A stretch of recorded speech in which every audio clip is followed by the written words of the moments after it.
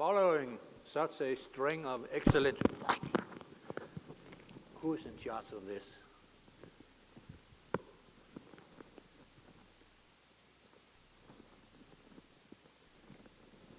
Following such a string of excellent speakers easily make you a little humble. And I cannot help thinking of a good friend of mine. He's a psychologist. Just after getting his examination, graduation, he was invited out to talk to a group of young parents, how to raise a family. He called his speech, 10 Commandments, How to Raise Children.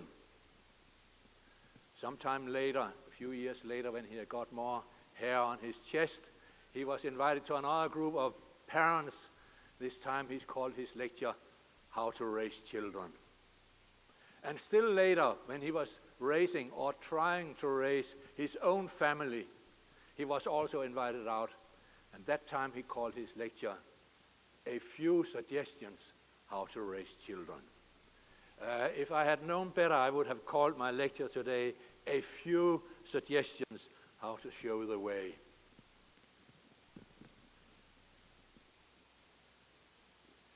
This is not the beginning. Here we are. When a new hospital or a new airport or perhaps a new exhibition venue is being planned, somebody on the planning committee will say, we want to do this a nice place. Let's have some art. We need some decoration. And artists will be commissioned and some big sum of money will be put aside for that purpose. Later, sometimes much later, somebody on the planning committee will say, we need to show the way also. We must have some signs. At that time, there are perhaps not so much money left, but it will be done in some way or other. I have an important notice for you. Way showing is a success factor. Art is not. Nobody remembers the art in Neapolis airport, but some remember that they didn't catch their flight because the way showing was bad. A few years ago, my company in Copenhagen was commissioned by the nation of Estonia, the Baltic state, to make a suggestion for a national design policy, how that nation could use design in a better way to add value to their production. They competed on low wages and cheap raw materials. How could we add design to give some added value? We made that report and it was partly followed. And when we had delivered it, we wanted to celebrate and we went to an expensive restaurant in Tallinn, the capital of Estonia. It was really a power lunch. And at a certain time in that power lunch, I felt I wanted to relieve myself. And I left the table and I walked in the direction of the cloakroom, and out there I found 2 doors with similar signs. I made a fast visual analysis and thought the drawing to the right reminded me of something female. So, by logical inference, I entered the door to the left, the lying triangle. Very soon it became very clear to me that I had entered the wrong ballpark, so to say. I left the lying triangle and I entered the standing triangle. After having completed my scatological affair, I went back to the table and a little later I related my incident to the native neighbors. And they snickered a little. I heard the words, dirty old man. Couldn't I see that the drawing to the left, that was the skirt of a woman, and that the drawing to the right, that was the shoulders of a real gentleman? Later on the same travel, actually in the airport on my way back to Copenhagen, I saw similar doors with similar signs like this. They had added a little dot, and in this time I would not be in doubt where to go. Much later, I read in an aircraft a otherwise mediocre book called The Da Vinci code or something like that by Dan Brown. And he explains that this sign here, that is the age-old male symbol. That is the active part, that is the spear, that is the spade, that is the penetrator. And this one, this is the age-old female symbol, that is the bowl, that is the dish, that is the receiver, that is the penetrator. So I was wrong and the Estonians were wrong. Dan Brown also says that if you add the male and the female symbol, then you get this, which is a symbol of unity. It's also Magen David, or the Star of David. So much for that. Way showing is important, and one never really solved job in way showing, that is to show the way to the toilets. The best job done so far, I think, was by Japanese designer Shigeo Fukuda. He made the symbols for the Expo in 1998 in Lisbon. You have to see them, both of them, on the doors. I like them. Way showing facilitates wayfinding. And when we are going to show the way, we can do it in several ways. If you drive around in the countryside in Denmark and see a building like this, and you happen to be a Dane, you would know what it is. It is a countryside church. There's no neon sign on the roof saying church. It's easy to drive there, and when you get along there, you can see where you can park your car. It doesn't say entrance. You know what a door is. The door looks like a door, and the windows don't look like a door. So it's easy to find it. You can see what it is. You can find it, and you get inside. And inside, you can see where you can sit. You can see where the music will come from. You can see where the speaker will be. And nobody smokes in the church. There's no sign saying smoking prohibited. Nobody smokes in the church. Everything works. You can see what it is, how you get there, and you can see how you expect it to behave. You do everything in the right way. That is a beautiful way of way showing, to have tradition and some people who know this tradition. We have one problem here. Fairs are not countryside churches. Fairs are not small, they are big, they are not simple, they are complicated. The people who come there have not come there every Sunday for a full life. It may be the first time they come there, and if it's not the first time, something has certainly been changed since they were there last time. So all this calls for some serious way-showing work in fairs. We have some tools at our disposal to do this. Tool number one is pre-visit information. You can know something about a place before getting there. If you are called to a check at the hospital, it's nice to know how the public transportation is, where you can park your car, which entrance you should use, which desk you should report to, and so on and so forth. Sometimes you can use the website for that. Give the visitors some advance information. That is good. Then they will behave in a better way. Number two is the architecture. The architecture should be self-explaining. The environment should be self-explaining. All architects think they are doing self-explaining buildings. They are not. This picture is from Schönbrunn, the Schönbrunn Castle in Vienna, outside Vienna. And in the park behind the Schönbrunn, there's this wonderful structure up there, the Glorietta. And look there, this little serpentine road going up. You don't need a map here. You don't need a sign. You don't need anything. The landscape is its own sign. That's how we want buildings to be. A stair should look like a stair, and a door should look like a door, and so on. So architecture and environment is important. And very often when we are doing signage in big airports, hospitals, museums, it is repair design. If the architecture had been different, we wouldn't need so many signs. Landmarks can be a great help when you need to find your way. Landmarks are anomalies, something which stick out because it is different. The Eiffel Tower is a landmark. You can see it, you can talk about it, you can name it, you can show the way to it, and so on and so forth. And landmarks exist in all scales. How often haven't you heard when you went to talk to Dr. Hansen and have asked, where is Dr. Hansen's office? And somebody has told you, can you see the coffee machine down there, second door on the right hand? The coffee machine was a landmark. Number four, names and numbers. Names and numbers can help us find the way. The names, if they are descriptive, that is better than if they are only designations. Church Street probably goes to the church. Ocean Drive goes along the ocean, and so on and so forth. We can help. And finally, signs. If we can't do without labels, we can have some labels out there which explains 4 different kinds. 1, marking signs, which says what is where you are. Identify something. It's awful to have found your goal without knowing it is your goal. Directional signs, which says what you will hit if you go in this direction. Signs with arrows. Information designs, which tell you when the office is closed or open or whatever you should do. Information which is nice to have.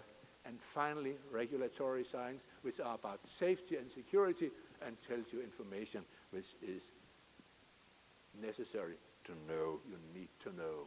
And all this, even if you do everything very, very well, between 2 ice ages, somebody will lose their way, and then you need some assistance, maybe a kind of a help desk. Good way showing implies understanding of wayfinding. Designers very often think about the problem before they think about the solution. And if you want to make good way showing, you should start by thinking about good wayfinding. And we all have some methods, some ways where we find our way in terra incognita, in unknown land. We all of us have 9 strategies which we use to find our way. You don't know you have these strategies, but you don't, and I'll tell you how they work. Before that, I should tell you that there are 3 ways that our visitors visit our fair. The first one is grazing. A person who grazes a fair, he would start in one end and he will see everything before he leaves the fair. We have some of them. The next type, they will go browsing. They will look a little there, and a little there, and continue like that. And finally, we have hunting, a person who gets to the fair to see some specific things. Most visitors combine some of these. Now, those 9 wayfinding strategies, which we all have but don't know we have. The first one is track following. Following a track in the floor, in the ground, or a sign with an arrow of something. The proverbial example of track following happened in Greece, on the island of Crete, many thousand years ago. When Theseus, prince of Athens, came to Crete to kill the Minotaur in the labyrinth, he was given by the princess of Crete, Ariadne, a ball of string. And when he entered the labyrinth to kill the Minotaur, he rolled out the ball of string. And when he had accomplished his mission and killed the Minotaur, he rolled up the ball of string and came out and seduced Ariadne. You know that when you are driving around in the landscape. This is on the way to my cabin, seaside cabin in Denmark. The red sign shows the normal way, and there's a deviation now, and if I follow that and one sign is missing, I would just lose my way. For a number of years, I have chaired a information design conference in Vienna, and sometimes I escape from the conference and do a little walking in the city center. And one year, I saw several groups walking around like this, everybody clinched into a blue robe. That was a kind of modern, dynamic version of Ariadne's thread. What really thrilled me, that was a little dog you can see to the left. I fancied this idea that it is an old mountain dog who has got a post-retirement job as a city guide in Vienna. I like it very much. You know, Austrian people, they are clever people. They made us believe that Hitler was German and Beethoven was Austrian. It was not so. It was the other way around. Clever people, Austrians. Tactic or strategy number 2, that is route following. In track following, you found the tracks out there. In route following, you get them before you start. You get a message, you are told how to go. And we needed it. We used that years ago. This is an old sailor's maxim. How to find the West Indies from Europe? Sail south to the buttermills, then due west. That's really route following. This is a book from the British Automobile Association. They propagate some walking tours, and they show it on a map up there. They show it in pictures, and they show it in text. The 3 ways that you can describe a route. If you happen to be in Washington, D.C., and you want to get away, and you're not whisked out with a dark green helicopter, Marine One, then you will go to a metro station, and you would ask a nice person, and she would give you a little piece of like that. Board the train marked Red Line. Get off at Metro Central. Go down to the lower level, take Blue Line, get off at L'Enfant Plaza, catch the bus number 5A to Foster Dulles Airport. Good way showing. You probably have that in your fare. A special way, or special kind of route following, that is what we call homing. You have found your way out, you want to get back. You have tried it very often. You go out in broad daylight and you go back in darkness, and the way looks quite different when you go back. This is from the Copenhagen Zoo, and they have a unidirectional door here. If children by accident leave the zoo by this door and want to get back to their front. But when you enter the supermarket and behave like that, you applied a way of thinking which was originally introduced by Aristotle more than 2,000 years ago. It's called a syllogism. It works like this. There are 3 parts. There are a major premise, there's a minor premise, and there's a conclusion. The major premise here is that most supermarkets store their milk in the remotest part of the sale area. That's a general observation. And then comes the specific, this is a supermarket. And then comes the conclusion, the milk in this supermarket is probably stored in the remotest part of the sales area. You think like that all the time when you are trying to navigate.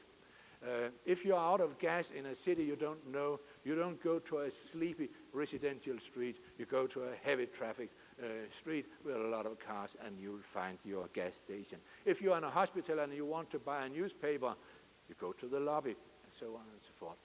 True intelligence is about using in one situation what you have learned in another, and you do that all the time. Also apply that principle to this seminar. If I don't talk about fares, then you have learned something in one situation which you should use in another. The 4th technique, which you already know, is called inference, and it's a kind of educated seeking, only it deals with figures and letters. If you use this technique here, you can see things which you cannot see. You do know by now where you think that D4 is. You just follow the system here. You can see something you can't see. And if you are in New York and you have passed Street 59 and Street 60, then you think you are going in the direction to Street 72. That is inference. This bad picture is it from a hotel in London where I stayed in 20 years. They have a test for new visitors. They have a sign in the lift which says, 3rd floor, rooms 255 to 281. 2nd floor, rooms 230 to 254, and 305 to 322.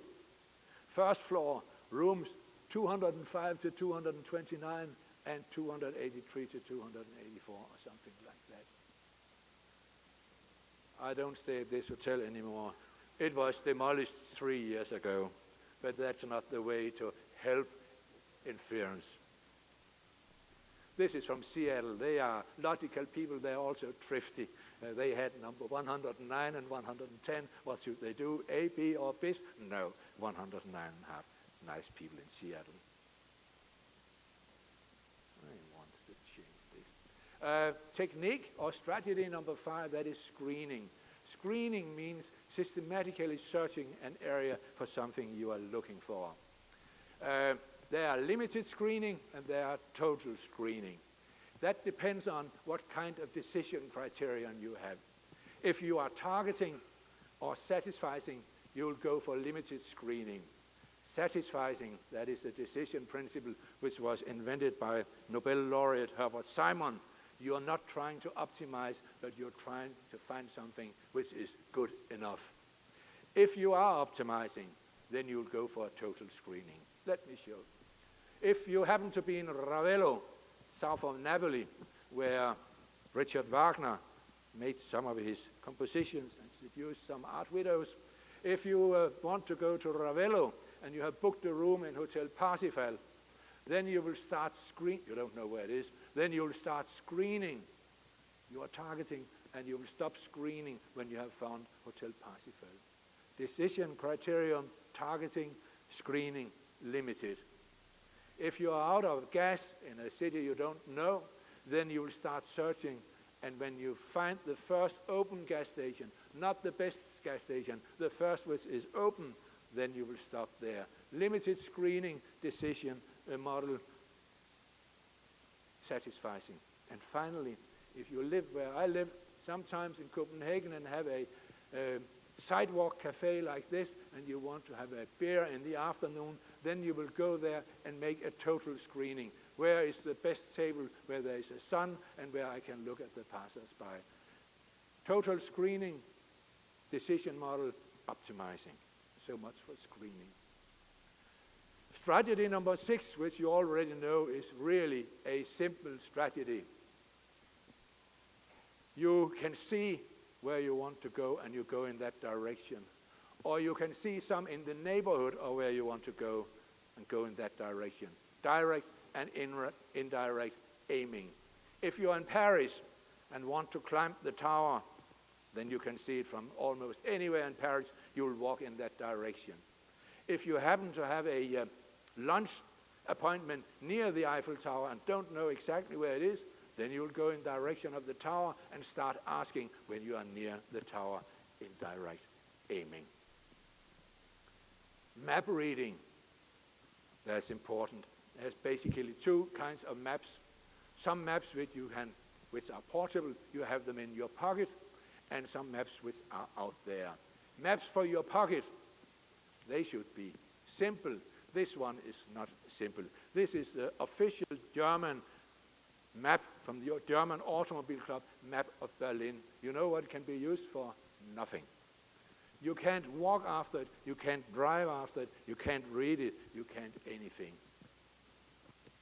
If you look at a thing like that, Rossa over here, and you wonder what is Rossa in Berlin, and you can see over here, oh, it's Barbarossa Street, and so on. There's so much information on top of each other, it's absolutely no value. Don't confuse me with facts. Sometimes simplicity is much, much better. You are here maps, the maps which you see out there. That sounds very easy, but it is complicated. When you meet a map like that, you expect that you can see something in the map and relate it to something you can see outside the map. And you expect that forward is up on the map. We call that forward-up equivalence. What is up on the map must be forward in reality. But it's more complicated like that because you want to be north-up. And that means that most of these maps should be facing south. Slightly difficult. When I talked to some of your colleagues a year or 2 ago in China, I also found time to visit the wall, and they have "You Are Here" maps. On the back side of those "You Are Here" maps, there are big writing, "This is an information map." Good to know. And when you get around, you can also see they don't use a red dot, they have a 5-pointed star up here. Here is your position. Unfortunately, they have forgot to put the star down here. So you really don't know where you are. They could equally well have written, "You are standing in front of this screen." You know, it's like people who can afford to eat lobster now, but they haven't learned how to eat it. They have the signs, but they don't use them in the right way. Funny. Normal people, not architects, not designers, not cartographers, they like maps in 2.5 or 3 dimensions. maps like this where they can see the buildings raise up. That's a good way to show to normal people. This is a UR here map near Schönbrunn in Vienna. You get out of the railway station, you have come along with the U4 line, and it's an awful, ugly map, but it's very effective. It's an air photograph of the area, and you can see very easily that you should follow straight out, go right, and then you will be right to the entrance of Schönbrunn. It's ugly, but it works. Number 8, now we are approaching number 8 strategy, that is compassing, and you don't need a compass for that. You do know, if you are in London, that the river goes east-west, or in Paris, east-west. You know that if you're in Chicago, that the Lakeshore Drive goes south-north, and you know a lot of things like that. And then you have the sun up there, and there are other things you can see. If you happen to be in Denmark and see a tree like this, then you know that north is forward, because we have strong, dominating westerly winds in Denmark. Trees are always bending to the east. You can read small signs, and sometimes you have buildings where you use the compass directions. You, for instance, do that in this building. I think I entered the north entrance this morning. Very good. When I woke up in the morning, first evening here in the morning in my hotel, I could see where the sun came from. I could look at the map in my room, and I could see where I was. Good. Last technique, that is social navigation. That's about learning from your fellow human beings what they are doing and what they have done. If you want to take the mountain railway in Norway, in Bergen, and you don't know where to buy the ticket, yes, you do. You just follow the queue. What does anybody else do? And if you happen to be in Venice, on a campo, they call their small squares for campo, and see a pattern like this, then you will see there are 7 exits from this campo, but all people are using 1 or 2. Then you should take the same way, because all the others are cul-de-sacs. They would lead you to nowhere. If you're driving on the motor road and you see some black scratches on the fence in the middle, that is a message from one of your fellow drivers. It is very dangerous to drive here. That is a message. If you walk out in the wood and you see there's a trodden a little path, that is also a message. You can walk here. You can learn from your fellow human beings. And finally, those techniques they are not used isolated. We use them together. We mix all the time. So now, if you want to show the way and you know how people would find their way intuitively, what should you do? Well, you could go through the 9 strategies and say, how can we help those people who work in this way? If they do track following, you can use psychological tunnels so they feel where they should go. Like if you go into an IKEA store, they have psychological tunnels, will take you all the way around before you hit the cafeteria. You have all the temptations on your road. You could use signs and guidelines in the floor, which we have in hospitals, which work sometimes. If you go for route following, you could design for transparency. You don't have small closed areas, but you have wide space. You could design landmarks, things which are anomalies, things which stick out, things which people can see and talk about and maybe give a name. Art is not always good for that. You could use en route marking signs that would confirm people that they're following the right route. Educated seeking, you organize using common patterns. You put the milk in the back part of the supermarket and not anywhere else. Inference, use sequentially ordered information. Use common cultural patterns. If you in one country have even numbers on one side of the street and uneven on the other side, then do that, not something else. Use comprehensible structures, easy. Screening, designed for transparency, organized systematically. There's something I know about fairs. I hate fairs where I can't walk everywhere and only walk once on every corridor. Sometimes you have to walk twice if you want to see everything, and I hate that. I waste my time. They should organize fairs so you can go in one route and see everything. Make areas accessible. It's not enough you can see where you should go if there's a big something fenced between you and there. If you are bound to a wheelchair and can't go there, you have a problem. Aiming, design for transparency, use landmarks, which we can talk about, map reading, coordinate signs with maps. It's nice when the message you have on the signs is the same as you have read on the maps. A difference would be disturbing. Compassing, orientate plans correctly, have north up. Use compass directions in names, easy. Finally, social navigation, design for transparency. Now, think if there was an obstinate person among you who said, we don't trust Professor Per, we'll do the opposite. What would happen if you avoid signs and guidelines? If you avoid transparency? If you avoid conventional organization? If you avoid systematic organization? If you avoid recognizable patterns? If you avoid landmarks? If you avoid accessibility? If you avoid showing hierarchy, etc., etc., what would happen? You would have designed the complete, perfect recipe for a labyrinth. Don't make labyrinths, do as I say.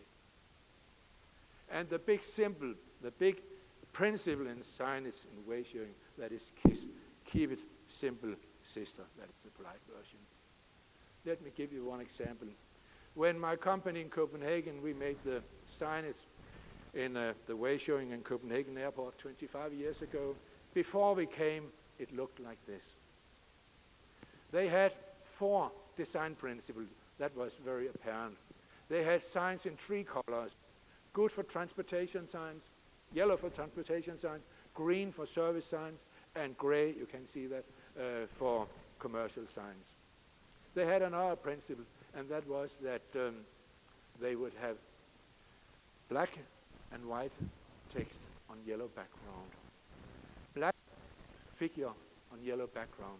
That has a very good color contrast. That's the reason that we use it for signaling danger and things like that. And white on yellow background, that has the poorest color contrast you can imagine in the world. It can only be poor in one way if you have 2 strong fluorescent tubes behind. They had that in Copenhagen Airport.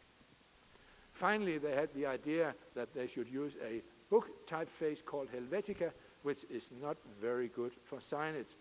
And they had the idea, because the negative, white on yellow, appears to be larger than the positive, black on yellow, then they made the white signs, the white letters, bigger than the other signs. And when you sometimes had the same message in Danish and in English, then it looked a little funny. And then the 4th principle, that was that pictogram was God's largest gift to mankind ever after the building disaster in Babel. They had an idea that all those people who can't languages, who don't know Danish and don't know English, they could understand all those pictures. That is a big, fat lie. We changed the colors. We made dark blue signs with yellow and white text on, which can be read easily, and they are good with the new typeface in narrow angles. You can stand in 10 degrees angle and read what is on the signs. Finally, what I want to show, that is that they had 200 pictograms in the airport. They had a book with 200 pictograms, and the idea was that people who can't English or Danish, they can read the pictograms. And what do you think this is? You are people who travel. What is this and what is this? They are both from the old port signage, and nobody knows what that is. There was text next to the pictograms which explained what they were, but why do we need the pictograms? Yes, they have no function whatsoever. One of our jobs, that was to throw pictograms away. We ended with 40 instead of 200.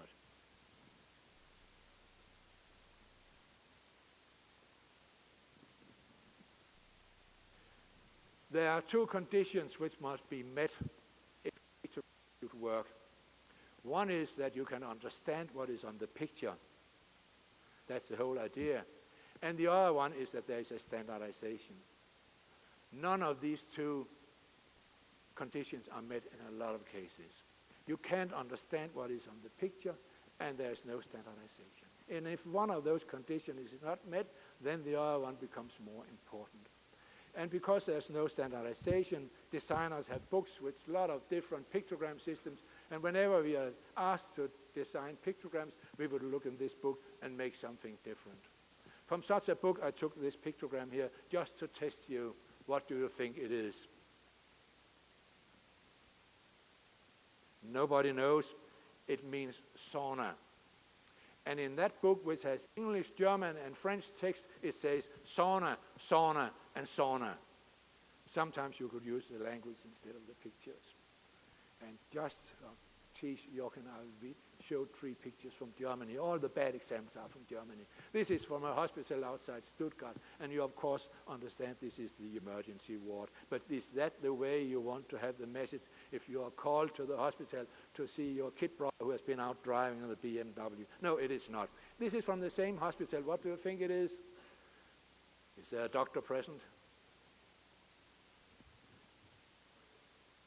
It is a pair of kidneys, and it means urological department. That means you have problems with the waterways, and you are in a hurry. Not good. And finally, from that hospital, what could that be? That is not the telephone central. That is the neurological department. That is where they do the brain surgery. And according to me, the designers are the persons who need some brain surgery here. Jochen tells me my time has passed. I'll just rush forward to the last slide. You are really missing something here. Not this. Here. I want all of you to go home and buy this book in duplicate. One for your office and one for your home. You need it. It's a temple of wisdom. Like Don Corleone, Godfather, I share my name with a village back in the old country. Thanks for your attention. I take this. Thank you very much, Per. That was very, very impressive, and a good way showing for good way showing, I would say. Yeah. Are there questions for Per? And we have again our translating device here. So please, I think there should be many, many questions. I think I explained everything. Yeah, did you? Yeah. Okay. Yeah. But still, any, no questions? Then I have always a question, you know that. Now, when you would do, let's say, a way showing for a new trade fair venue, at what point of time would you want to ideally come into that project? Before you think about it. That's very good. Already in the planning process, I would talk about the circulation. How would people reach this area? How would they circulate around it? The sad thing is that way showing experts are the people last relied on in building processes. When all the mistakes have been done, the signage people will come around and make some repair design with a lot of science. We have tried that again and again with airports, with hospitals, with railways. We come too late, and if they had done something slightly different, they wouldn't need so many signs. Now, sometimes the way showing is somewhat, I always say, superfluous, because the airport in Cologne, where I live, they had a wonderful system where you get out of the plane, you get your luggage, and then you have about 50 meters to the taxi. Now, they changed that because their intention was different. So now you have to go all the way through the airport because they want to get you through the shops. Yeah. So to what extent would you also, let's say, direct, and that is our interest as well in the exhibition industry, the exhibitors want the visitors to stay as long as possible on the floor. Yeah. So way showing is that right or wrong, is always something which also has to do with a strategy. I understand what you are saying. Principle number one, if we could decide, that would be keep it simple as few signs as possible, the right signs in the right position and nothing more. When we finalized our signage in Copenhagen, there were 1,100 signs. When we came, there was 1,400. Today, there are several thousand. It's a bigger airport. But the big airline industry, that is a problem, because where they have their income, that is not in this, that is in selling. British airport authorities, they have 60% of their income from shopping. And they want people to spend as long time as possible. So when they come to us, they say, we want way showing so effective as possible, so people are secure, they can reach their aircraft in time and use a lot of money of time in the shopping area before then. An airport today is essentially a shopping center with possibility to fly. Yeah, that's true, absolutely. Yeah. And there is a new model, by the way, in the trade fair industry as well. There is one organizer, he has a floor plan which is totally different from what you've ever seen. The visitor comes into, there's only one entrance to the hall, and the visitor comes into that entrance, and then he has like a tube, and that tube is like a fish trap. It narrows down at the end. And then you go from that point, you go into the hall, but there are nowhere there are exit signs. Yeah? So this is a new way of way showing. Keep the people in the hall. Trapping. Trapping them in the hall. Okay, any more questions? That is not the case. Per, thanks a lot. It was very impressive. Thank you. I've been here. Thanks.